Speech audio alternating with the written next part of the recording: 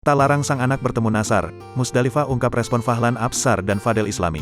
Setelah 7 tahun tak bertemu dengan sang anak, akhirnya Nasar kembali bertemu dengan putra semata wayangnya.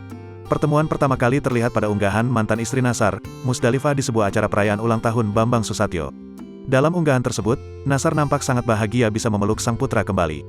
Tak hanya pada acara itu, Musdalifah dan suaminya sekarang, Fadel Islami, nampak menjadi bintang tamu di pagi-pagi ambyar. Tanpa sepengetahuan Nasar, Musdalifah membawa sang anak, Fahlan Absar.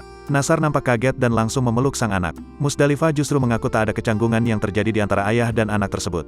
Wanita berusia 44 tahun itu mengaku Fahlan Absar begitu bahagia bisa bertemu dengan ayahnya. Musdalifah mengatakan Nasar terakhir kali bertemu dengan anaknya pada tahun 2016. Setelah itu Nasar dan anaknya tidak pernah berkomunikasi lagi, bahkan melalui telepon pun tidak. Meski Nasar tak pernah menghubungi putranya lagi, Musdalifah tak pernah membuat anak mereka lupa dengan sosok ayah kandungnya.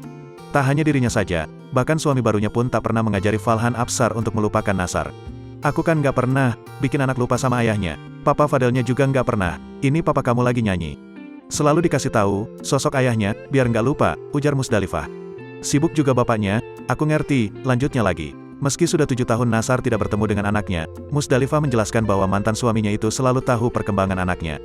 Bahkan Musdalifah juga selalu berusaha mempertemukan Fahlan dengan ayah kandungnya. "Saya sering ngomong Pak Nasar, kapan bertemu anak, ini anaknya ada di sini, di mall, setiap saya ke mall ini saya kabari Pak Nasar, tapi belum dipertemukan," beber Musdalifah.